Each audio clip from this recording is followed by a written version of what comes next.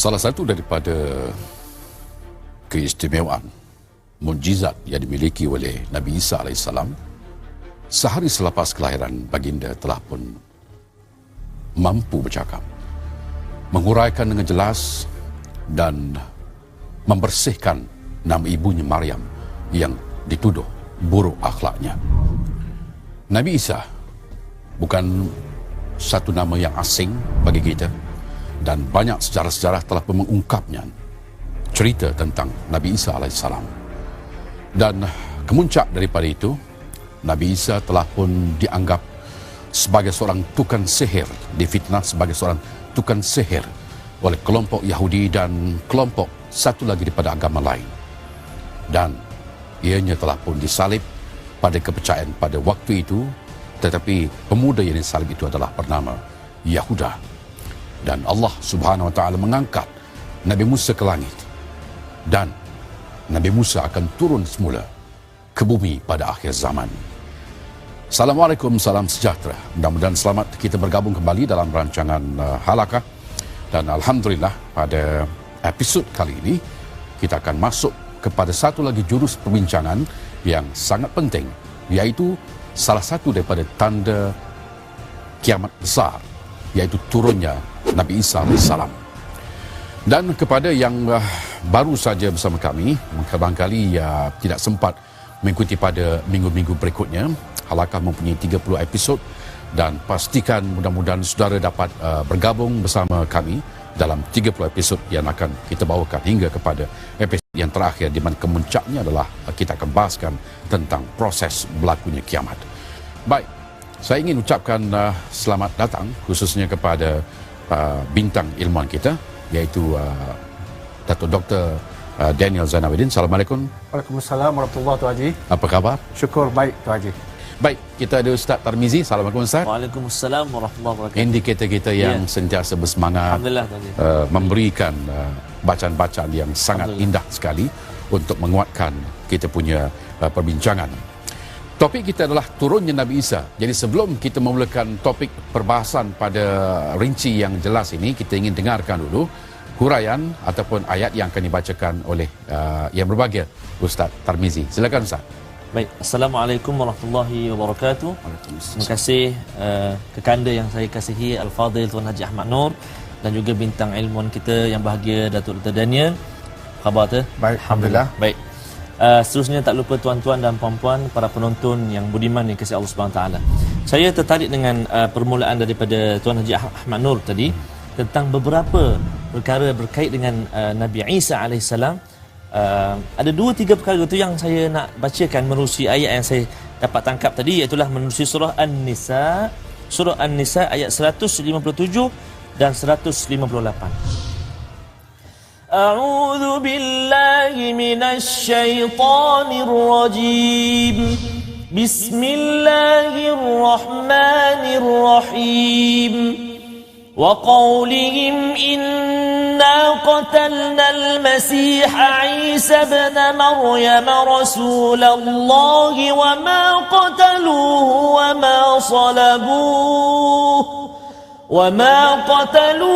وما صلبوه ولكن شبه لهم وإن الذين اختلفوا فيه لفي شك منه ما لهم به من علم إلا اتباع الظن وما قتلوه يقينا بل رفعه الله إليه وكان الله عزيزا حكيما صدق الله العظيم. Tuan-tuan dan puan-puan, para penonton yang dikasihi oleh Allah Subhanahu Wa Taala, demikian 2 ayat yang saya bacakan. Di dalam Al-Quran lebih kurang terdapat 25 kali nama Nabi Isa disebut. Di antaranya dalam satu ayat yang saya bacakan tadi, dan di antara perkara yang diambil, boleh kita ambil dalam 2 ayat tadi 3 perkara, Tuan Haji. Yang pertama sekali, Nabi Allah Isa alaihissalam tidak dibunuh. Wa ma qataluh, tidak dibunuh. Yang kedua, Nabi Allah Isa alaihissalam wa ma salabuh, tidak disalib, tidak disalib. Dan yang ketiga, bar rafa'ahu Allahu ilaih, bahkan Allah Subhanahu wa taala diangkat ke langit. Wah, menarik Tuan Haji. Betul? Ya. Tapi sekadar itulah. Selebihnya bintang ilmu kita yang akan sampaikan. Wallahu a'lam. Terima kasih Ustaz Tarmizi. Baik. Jurus ini merupakan jurus yang menarik untuk kita bincangkan. Berikan tumpuan dengan sepenuh baik mungkin, dan ini merupakan salah satu daripada tanda besar kiamat yang terjadi, turunnya Nabi Isa. Baik, Dr. Daniel, bila kita mengupas topik ini, ayat yang telah pun dibacakan tadi, Ya. soalan saya kepada Dr. Daniel, kenapa di akhir zaman Nabi Isa akan turun? Nabi Isa yang akan turun tidak berlaku kepada nabi-nabi yang lain. Ya. Dan soalan saya yang kedua, di mana Nabi Isa berada pada saat dan waktu ini? Ya. Terima kasih Tuan Haji yang saya muliakan, Ustaz Tarmizi yang saya hormati, tuan-tuan dan puan-puan, para penonton yang dihormati lagi dimuliakan. Assalamualaikum warahmatullahi wabarakatuh. Alhamdulillah wassalatu wassalamu ala Rasulillah. Nabi Isa alaihi salatu wassalam, ataupun bagi orang Nasara itu bermaksud Jesus Christ. Baginda tidak dibunuh, tidak disalib oleh bangsa Yahudi. Walaupun bangsa Yahudi claimed, mengatakan, mendakwakan Nabi Isa dibunuh, tapi Allah menafikan. Bar rafa'ahu Allahu ilaih, bahkan Allah mengangkat baginda kepadanya. Mengangkat baginda kepadanya artinya, pertama, baginda jelas belum wafat alaihi salatu wassalam. Baginda diangkat berdasarkan ayat lain, mutawaffika, dalam keadaan baginda ditidurkan, kemudian diangkat. Dalam keadaan ditidurkan. Ditidur, mutawaffika ditafsirkan sebagai dalam keadaan seperti orang mati, iaitu tidur, kemudian diangkat. Kemudian digabungkan, itu ayat Quran, digabungkan dengan hadis-hadis yang amat sahih, amat kuat, yang ada perkaitannya dengan Isra dan Mi'raj. Ketika Nabi SAW naik ke langit, langit di sini bukan lagi langit yang kita faham, atmosfera dan sebagainya. Langit di sini langit ghaib, langit pada dimensi ghaib. Sebab itu baginda dan Jibril meminta izin. Jika kita pergi sekadar ke bulan, tak perlu minta izin. Ini langit dimensi ghaib, langit lebih tinggi daripada apa yang kita faham sekarang. Maka baginda Nabi SAW menemui Nabi Isa dan Nabi Yahya di langit kedua. Maka artinya sekarang Nabi Isa berada di langit kedua, di alam ghaib sana. Dan baginda dengan jelas sekali akan turun di akhir zaman. Dan telah kita bicarakan sebelum ini tentang beberapa urutan tanda-tanda besar. Ulama secara umum yang mengatakan tanda besar ini, jika yang pertama datang, dia akan diuruti dengan urutan yang lain secara yang cepat. Jadi ulama mengatakan tanda pertama bahawa tanda-tanda besar akan berurutan selepas itu ialah datangnya Imam Mahdi. Selepas datangnya Imam Mahdi, kemudian terbitlah Dajjal. Berlakulah pertembungan. Dan ketika itulah Nabi Isa turun, yang akan kita perincikan kemudian. Tapi sebelum Nabi Isa turun alaihi salatu wassalam, baginda berada di langit. Baginda tidak dibunuh dan sebagainya. Ada yang mengatakan, ada penulis bertaraf ustaz yang mengatakan Nabi Isa sekarang berada di Jupiter. Jupiter. Berada di planet Jupiter. Ada yang mentafsirkan pandangan Nostradamus. Ini peramal zaman dahulu. Dia juga berkata demikian. Nostradamus. Saya nak menolak semua ini. Sebab Jupiter ini planet. Planet berdekatan sangat dengan kita di sistem Suria. Belum keluar dari sistem Suria. Dekat sangat. Padahal langit kedua yang disabdakan Nabi berkaitan Isra dan Mi'raj, luar dari semua yang kita faham ini. Itulah sedikit perincian tentang di mana Nabi Isa alaihi salatu wassalam berada pada hari ini. Allahu a'lam. Baik, terima kasih Datuk Dr. Daniel Zain Abidin.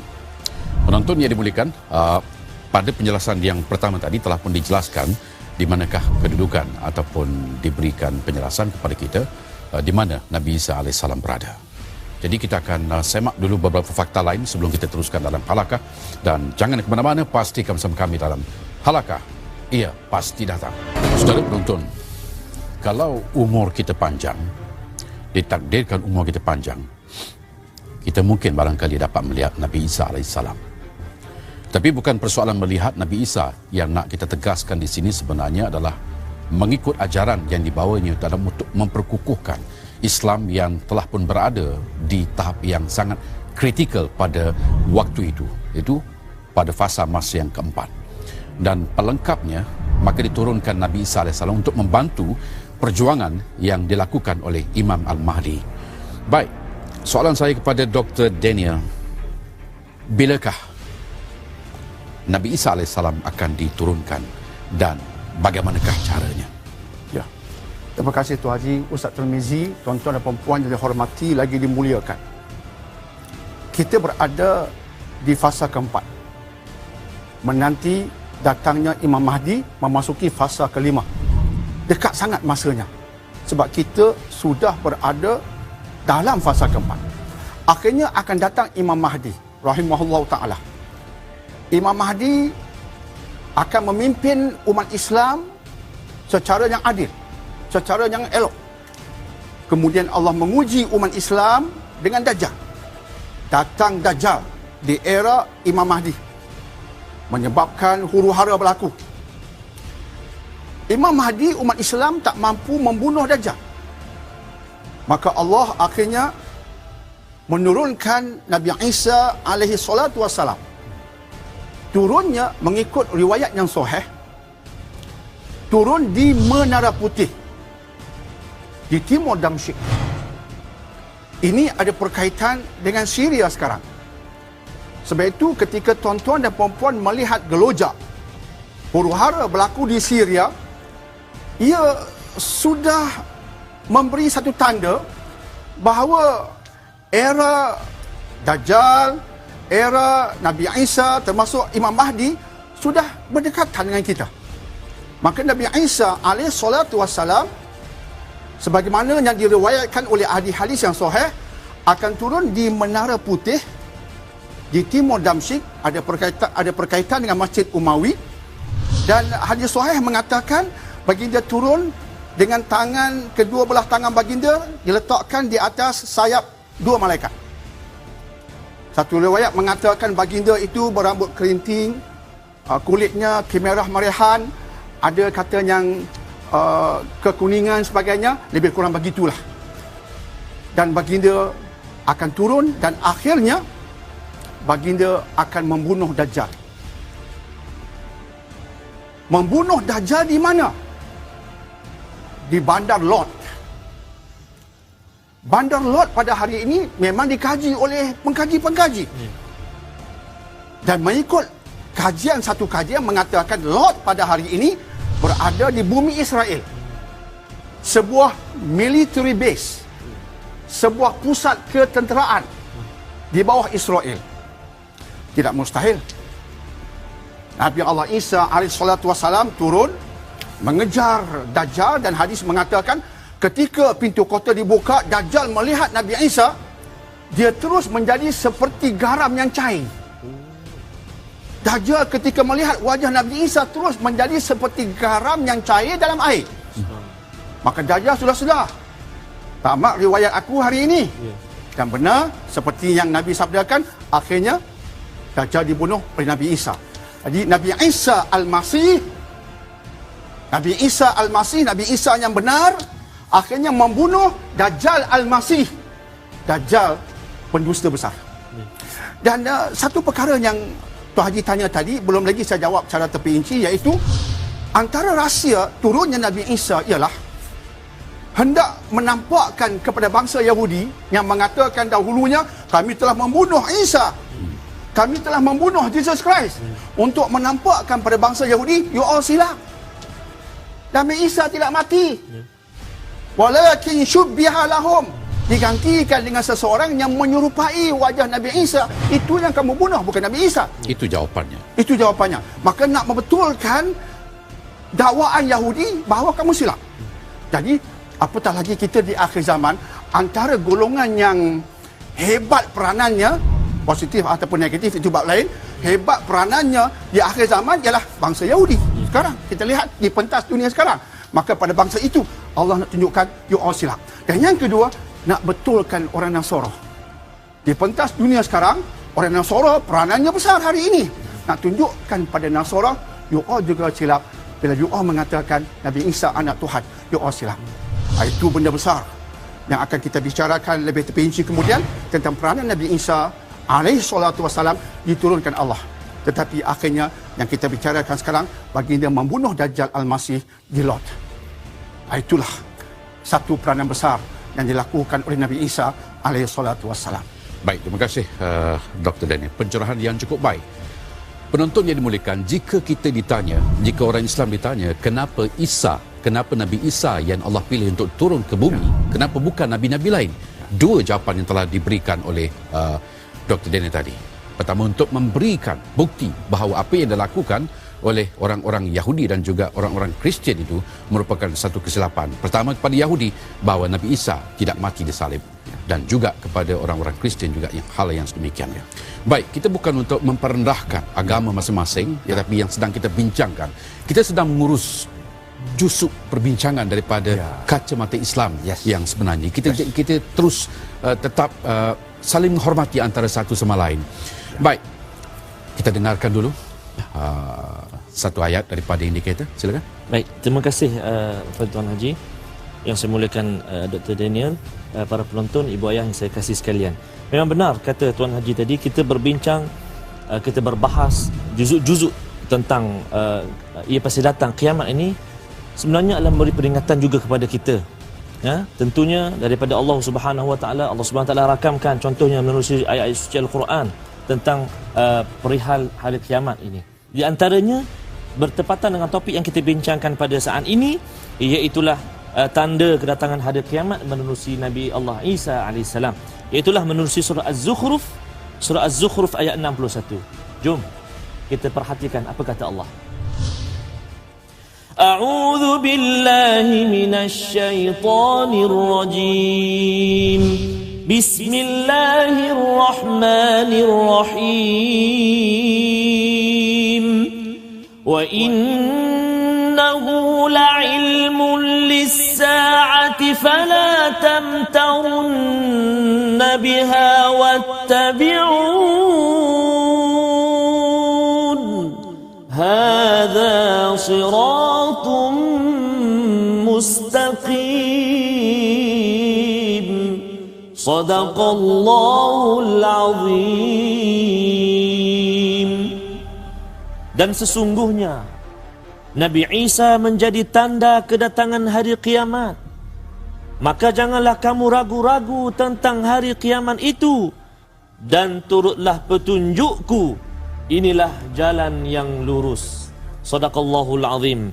Amat benarlah firman Allah Subhanahu Wa Taala itu. Demikian satu ayat yang saya bacakan, dan ada beberapa ayat yang selepas itu memberi penekanan kepada kita untuk kita beriman kepada hari kiamat, beriman kepada tauhid, beriman kepada Allah Subhanahu Wa Taala.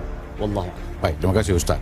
Saya fikir perbincangan kita makin lama makin jelas daripada apa yang kita kabur selama ini.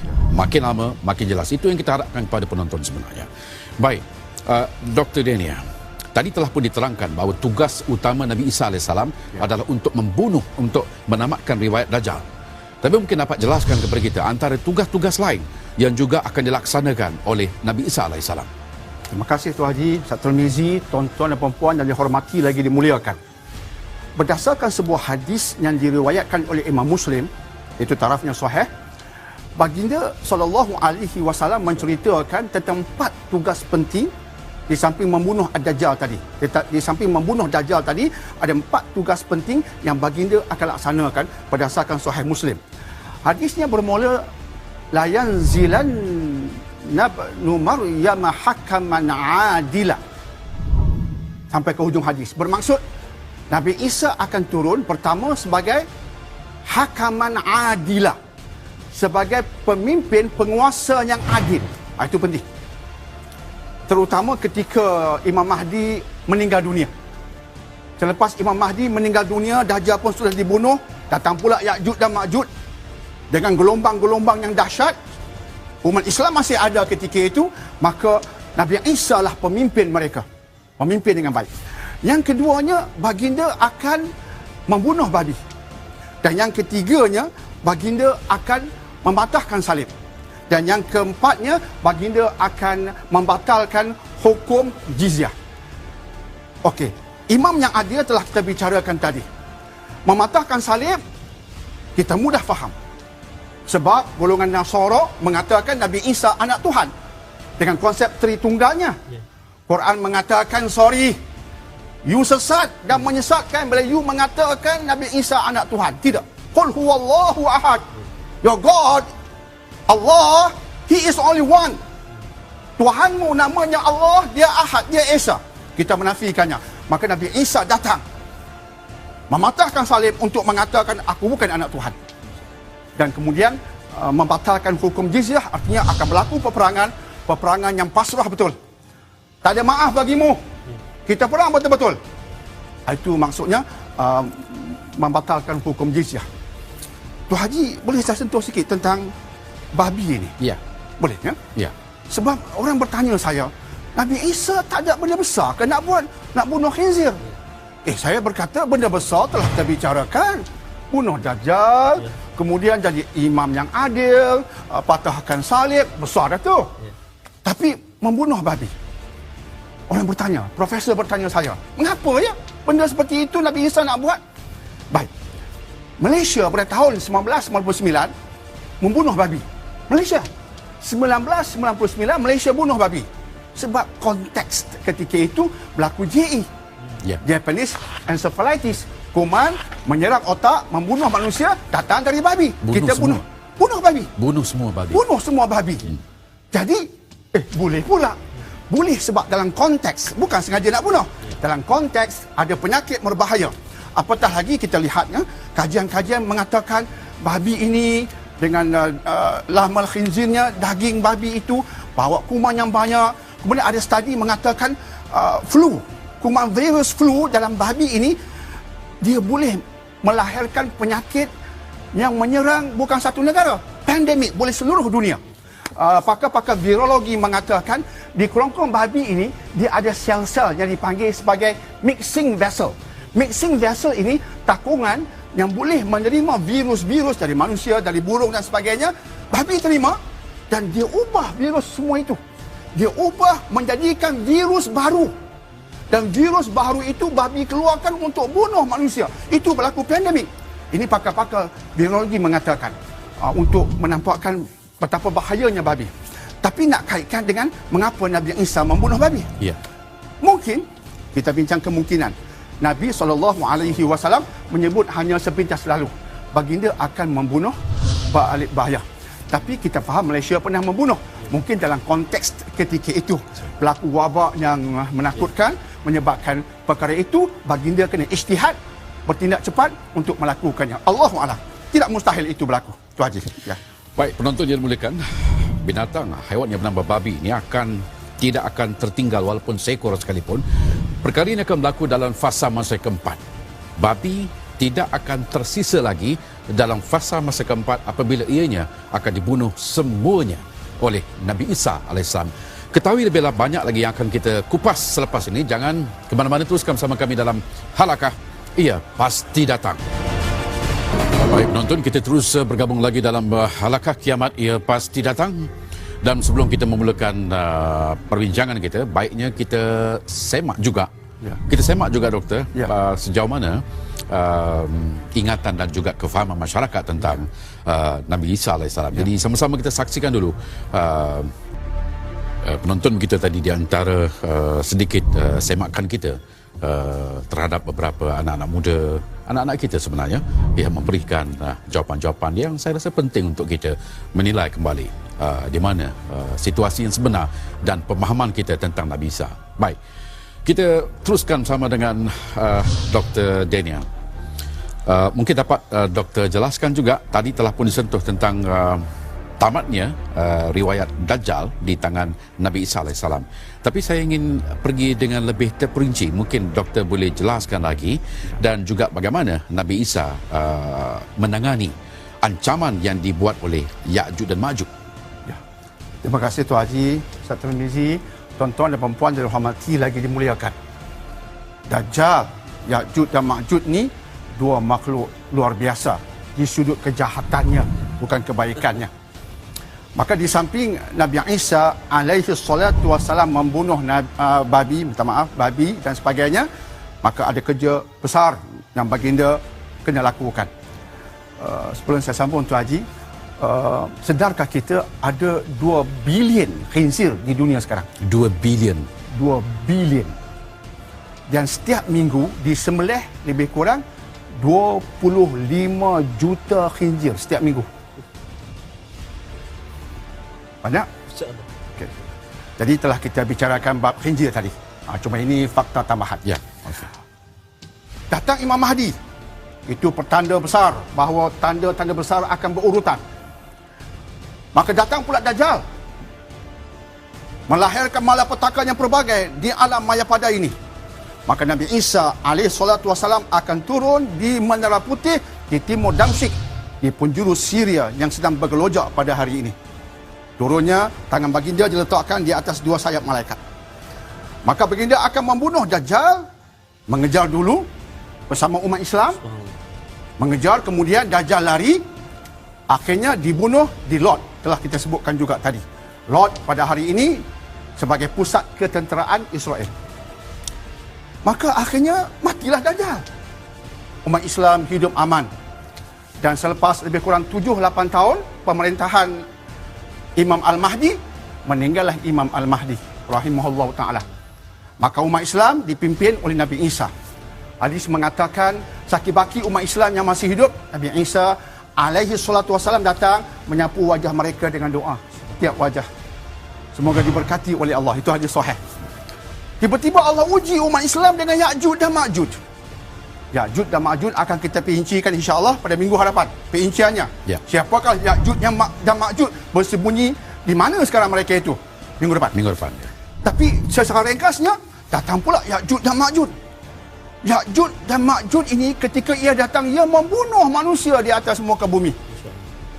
Sehingga sudah dibunuhnya manusia di atas muka bumi, kemudian mereka berkata, "Ish, mari kita bunuh pula makhluk di langit." Mengada sungguh. Mari kita bunuh pula makhluk di langit. Maka dia ambil panah, dipanah. Hadis sahih mengatakan Allah patahkan balik panah itu ke bumi, berlemuran dengan darah.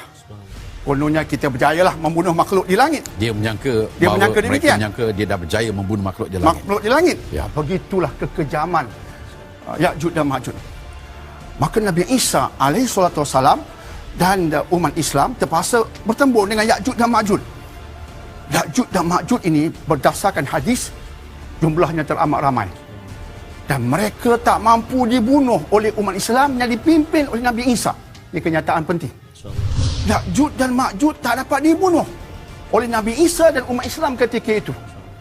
Maka Allah mewahyukan kepada Nabi Isa alaihi salatu wassalam supaya pergi untuk menyelamatkan diri di Gunung Ganang.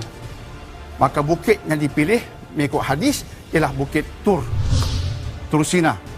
Maka Nabi Isa memimpin umat Islam pergi menyelamatkan diri di Bukit Tur, dan Ya'juj dan Ma'juj teruskan dengan sengketa mereka, dengan kacau bila mereka, sehingga akhirnya Allah takdirkan mereka mati dengan cara yang khusus. Bukan dengan cara dibunuh oleh tentera Islam. Nabi Isa tidak. Nabi Isa membunuh Dajjal, ya, tapi tidak Ya'juj dan Ma'juj. Kematian Ya'juj dan Ma'juj berlaku cara lain. Itu akan kita perincikan pada minggu hadapan. Ya. Bagaimana ia mati? Pelik tapi benar, insya-Allah. Jadi begitulah sedikit tentang Nabi Isa, dan kemuncaknya Nabi Isa berdoa pada Allah, minta Allah hancurkan Ya'juj dan Ma'juj, dan akhirnya di saat kemuncaknya maka Allah makbulkan, dan itulah hancurlah Ya'juj dan Ma'juj. Itu peranan Nabi Allah Isa alaihi salatu wasalam berkaitan Dajjal dan Ya'juj dan Ma'juj tu Haji. InsyaAllah. Ya, terima kasih Dr. Daniel. Sekurang-kurangnya ada enam tugas yang akan dilaksanakan, misi dan visi oleh Nabi Isa AS. Pertama adalah membunuh Dajjal Al-Masih, kedua sebagai penolong kepada Al-Mahdi, ketiga menyeru penganut Kristen untuk memeluk agama Islam, keempat mematahkan salib-salib, keenam membunuh babi, dan kelima membunuh babi, dan keenam menghapuskan cukai dan riba.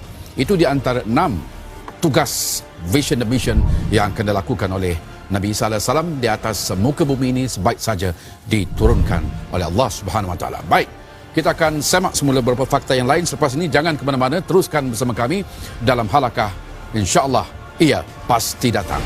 Perjuangan dan tugas yang dilakukan oleh Nabi Isa merupakan satu tugas yang sangat berat. Satu tugas yang sangat berat dan harus dilaksanakan bagi memastikan kejayaan amanah yang telah pun yang diberikan kepada baginda. Dan seperti yang saya katakan tadi, jika umur kita panjang, tidak mustahil kita akan melihat Nabi Isa AS di hadapan mata kita.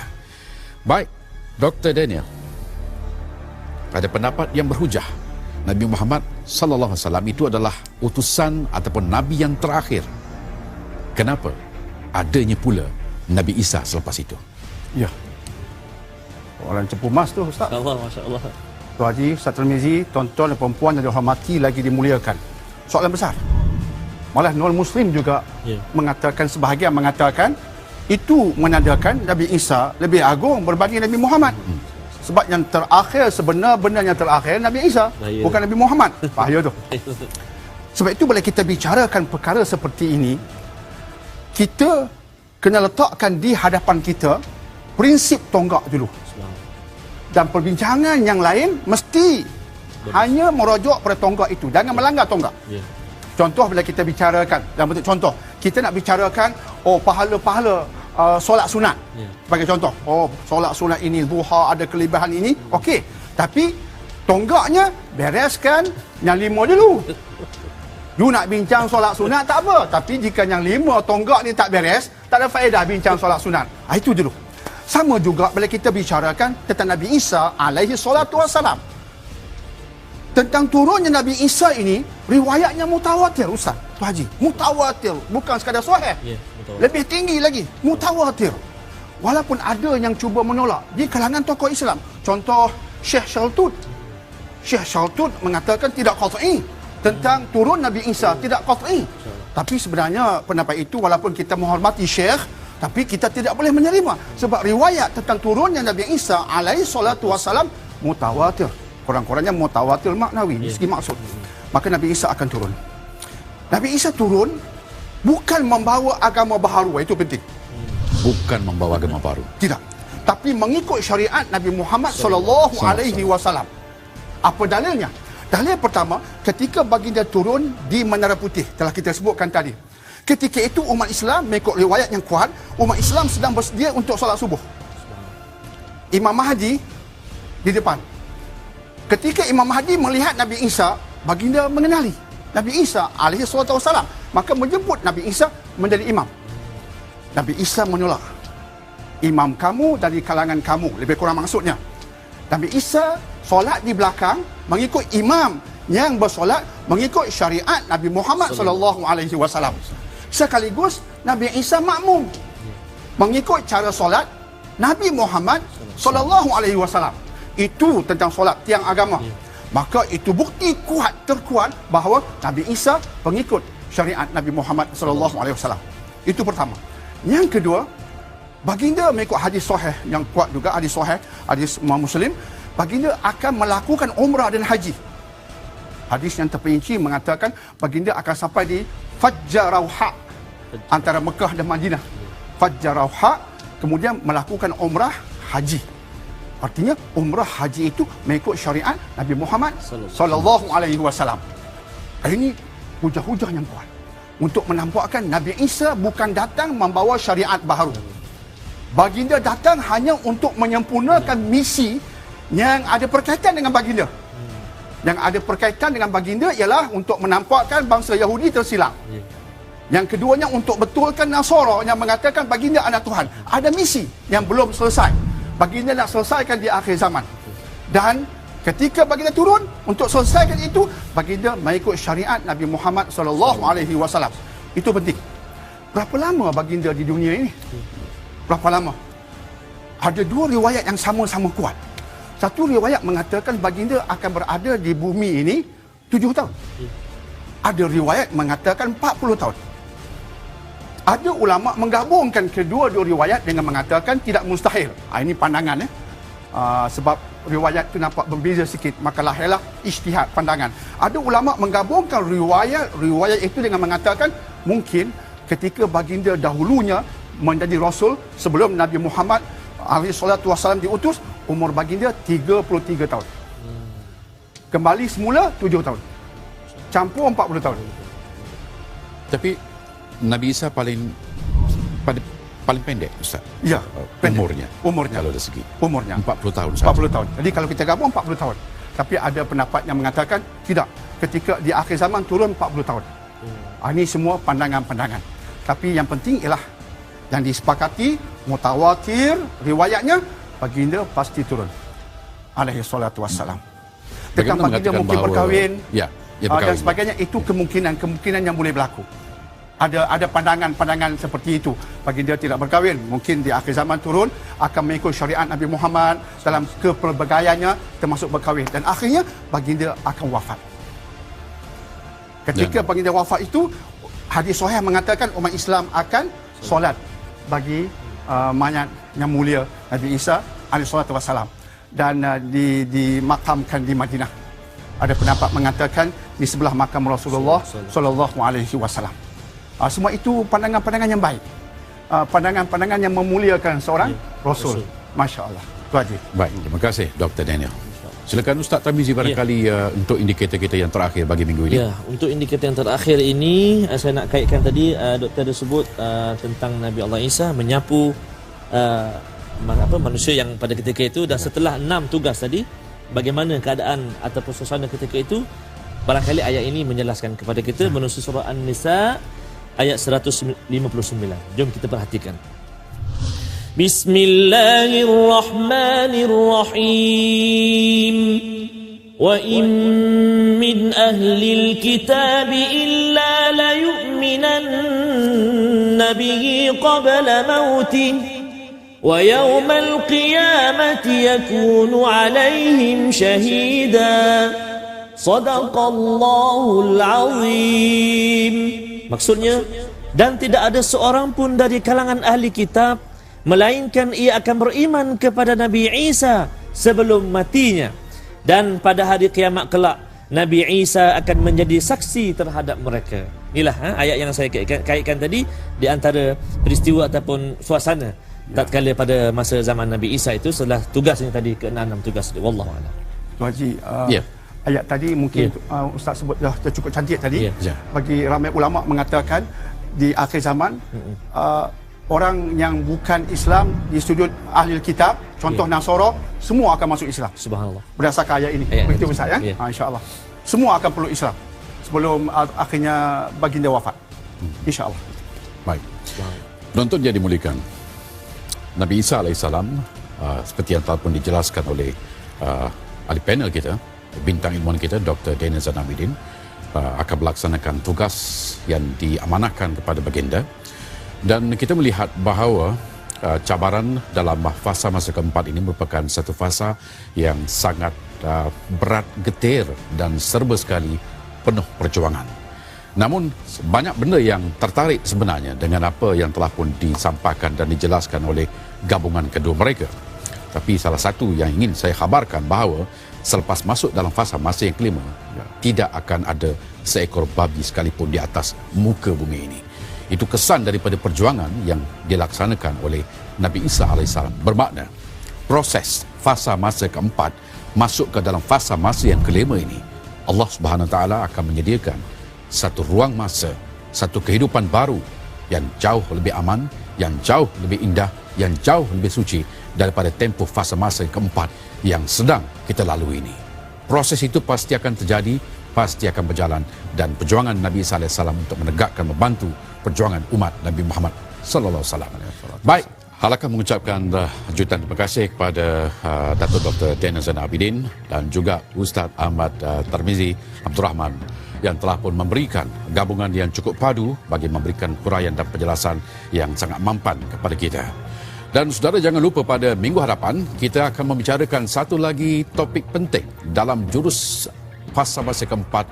Kita akan membahaskan dengan lebih terperinci tentang dua makhluk yang paling brutal di atas muka bumi ini, iaitu Ya'juj dan Ma'juj. Jumpa lagi pada minggu depan. Halakah ia pasti datang.